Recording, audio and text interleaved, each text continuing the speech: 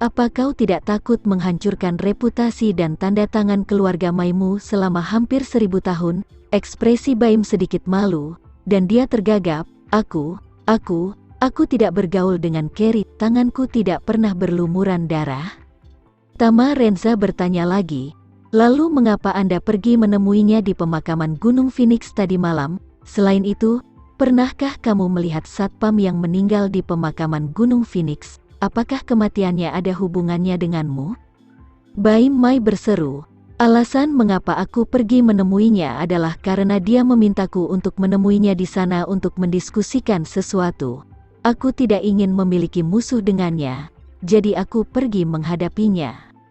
Adapun satpamnya, sesampainya di sana, dia sudah meninggal. Ya, tentu saja tidak ada hubungannya denganku. Tama Renza menatapnya, dan bertanya, sebenarnya apa yang harus dia diskusikan denganmu? Baim Mai berkata dengan dingin, ini urusan pribadiku dengannya. Ini tidak ada hubungannya denganmu. Tama Renza mencibir, orang tua, masuk akal bahwa orang sepertimu tidak boleh terlalu keras kepala. Aku hanya berpikir kamu sudah tua, jadi aku tidak ingin merepotkanmu, tetapi jika kamu ingin mengandalkan yang lama dan menjual yang lama, aku bisa katakanmu dipersilakan. Baim Mai merasa sedikit bingung, tetapi dia dengan tegas berkata, kamu sangat tidak masuk akal, aku tidak punya keluhan denganmu. Siapa yang aku temui? Apa yang aku bicarakan? Apa hubungannya denganmu? Tama Renza berkata dengan tidak sabar, jangan alasan di sini, aku bisa memberitahumu dengan jelas. Jika kamu tidak menjelaskan urusan Carrie dengan jelas dan memberitahuku spesifiknya, jangan salahkan aku karena tidak menghormatimu di usia tua ini. Baim Mai mendengus, kamu bukan lembaga penegak hukum, jadi tentu saja aku tidak akan memberitahumu, tidak akan memberitahuku. Tama Renza mendengus, tegas, karena kamu telah melihatnya kemarin, kamu tahu bahwa cacing kelahirannya bergantung pada otak manusia yang dimakan. Jika aku menangkapnya sehari sebelumnya, dia mungkin dicegah membunuh lebih banyak orang yang tidak bersalah. Jika kamu tidak mengatakan kebenaran spesifik, itu mirip dengan berlindung dan memanjakan diri dalam kejahatan. Selanjutnya, semua orang terbunuh di tangan Carrie. Kamu memikul tanggung jawab yang tidak dapat disangkal. Lelucon apa ini? Baim Mai berkata dengan arogan, aku telah berdiri tegak dan berjalan tegak sepanjang hidupku. Aku tidak pernah melakukan apapun yang menyakiti dunia.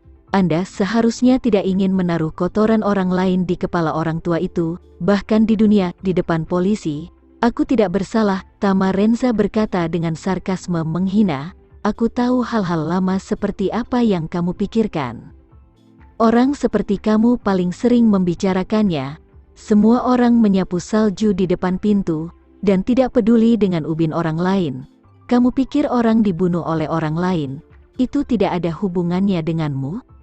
Aku memberitahumu, dengan orang lain, kamu mungkin bisa membodohi mereka dengan kamu berpikir seperti itu, tapi denganku, kamu sama menjijikannya seperti pembunuh. Berbicara tentang ini, Tama Renza berteriak dengan dingin. Aku akan meletakkan kata-katanya di sini hari ini. Jika Carrie membunuh orang lain di Jakarta, aku tidak akan menguburkanmu di pemakaman Gunung Phoenix, karena membiarkanmu mati saja, itu adalah hukuman yang murah. Ini terlalu murah untukmu, jadi aku akan menempatkanmu dan cucumu ini di kandang dan membiarkanmu tinggal di kandang anjing seumur hidup. Ketika Tama Renza mengucapkan kata-kata ini, seluruh orang itu tidak menyembunyikan niat membunuhnya sama sekali, dan mata tajam itu membuat hati Baim Mai ketakutan. Meskipun Baim tidak tahu detail Tama, dia tidak meragukan apa yang dia katakan saat ini. Ketika dia gugup, dia tidak bisa membantu tetapi menjelaskan, saya tidak tahu di mana Carrie, lokasi orang ini tidak pasti dan dia bepergian sendirian. Dia menghubungi aku ketika aku pergi ke Gunung Phoenix kemarin dan membiarkanku pergi. Tama Renza berkata dengan dingin, jadi, kamu harus memiliki informasi kontaknya, lalu temukan cara untuk membantuku mengajaknya bertemu. Baim tidak bisa membantu mengatakan, masalah ini tidak ada hubungannya dengan aku. Aku sama sekali tidak ingin terlibat dalam hal ini. Jika kamu memiliki permusuhan dengannya, Itu masalah kalian berdua. Tolong jangan libatkan aku di dalamnya. Masalah besarnya adalah kita akan pergi malam ini. Hanya saja aku tidak ada hubungannya dengan Indonesia lagi. Baim telah melihat kemampuan Carrie, jadi dia tidak ingin menjadi musuh dia sama sekali. Seandainya dia benar-benar membantu pemuda di depannya untuk menemukan keberadaan Carrie, pemuda itu sama sekali bukan lawan Carrie baginya. Tidak hanya pemuda ini harus mati, tetapi dia juga tidak akan memiliki akhir yang baik. Sejak kecil, keyakinan hidupnya yang paling teguh adalah mengabaikan dan tidak usil. Selama dia tidak tertarik pada masalah, dia tidak ingin terlibat, jadi dia tidak ingin terlibat dalam keluhan antara Tamarenza dan Carrie. Melihat lelaki tua itu tidak masuk, Tamarenza mencibir dan berkata, pantas saja kalau negara ini sedang dalam masalah. Kalian yang paham Feng Shui, pergi ke luar negeri, seperti kata pepatah, tidak masalah, tutup telepon, membicarakan tentangmu orang yang tidak bermoral, kebenaran dan moral yang baik macam apa yang hanya ada di matamu. Baim Mai ditegur oleh Tamarenza. Meski wajahnya sedikit malu, dia masih berkata dengan kaku, seperti kata pepatah, pohon tumbang dan kuda-kuda berserakan, dulu banyak sekali orang yang pergi ke luar negeri. Setiap orang memiliki ambisinya sendiri, dan tidak mungkin untuk mengatakan siapa yang akan memperlakukan yang lain. Salah. Belum lagi, hari ini adalah masyarakat yang diatur oleh hukum. Selama semuanya mengikuti hukum dan dalam kerangka hukum, kamu adalah warga negara yang baik. Setelah berbicara, Baim memandang Tamarenza dan berkata dengan tajam, sebaliknya, itu kamu. Jika kamu berani membatasi kebebasan pribadiku, maka kamu melanggar hukum dan melanggar hukum. Tamarenza benar-benar tidak menyangka benda tua ini begitu keras kepala. Dia memiliki hubungan sebelumnya, dan dia tidak terlihat seperti orang jahat. Baru hari ini dia menemukan bahwa benda tua ini bukanlah orang jahat yang jelas-jelas menyakitkan, tetapi jauh dari membicarakannya. Sungguh orang yang baik. Dan begitu orang ini dalam masalah, dia tetaplah orang tua sialan yang egois sampai ekstrim. Dia penuh dengan pikiran bahwa dia bisa mundur sendirian. Adapun hidup dan mati orang lain, dia tidak akan melihatnya. Jadi Tamarenza menganggukkan kepalanya dengan dingin, dan berkata dengan ringan, menarik, kamu takut usil, aku usil, jadi kalau jatuh ke tanganku, tidak ada kemungkinan mundur dari seluruh tubuh. Aku akan mengambilnya dulu. Kamu pergi mengunjungi kennel. Setelah tur, kamu bisa memberitahuku apakah kamu ingin terlibat atau tidak. Baik Mai menghentakkan kakinya dengan marah.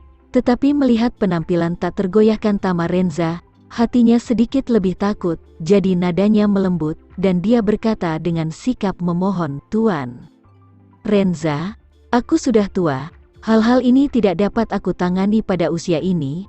Mengapa kamu sangat mempermalukanku? Tamarenza mendengus jijik. Oke, hemat waktu, aku meletakkan kata-katanya di sini. Selama Carrie membunuh satu orang lagi, aku ingin kamu mati di Jakarta.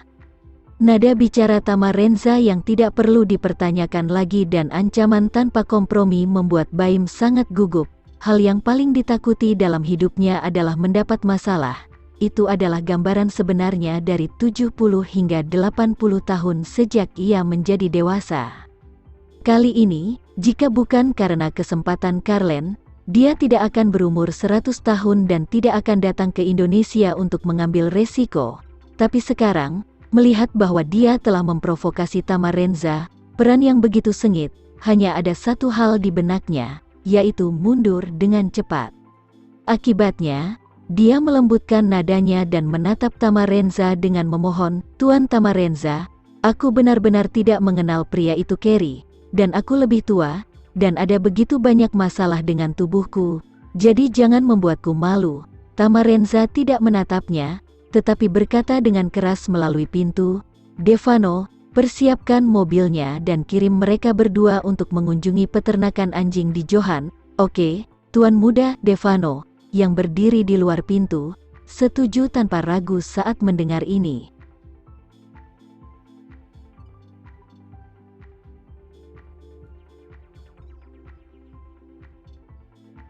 Sekian dulu ya video kali ini, kita lanjutkan lagi videonya di lain waktu. Oh iya, bagaimana menurut kalian? Semoga bisa sedikit menghibur kalian semua. Untuk teman-teman yang baru nonton, jangan lupa subscribe ya, hehehe. Dan kalau teman-teman ada yang ingin gabung langganan, bisa langsung gabung saja untuk dapat fitur yang menarik dan sedikit membantu Mimin. Terima kasih banyak sudah menonton, sampai jumpa lagi, bye.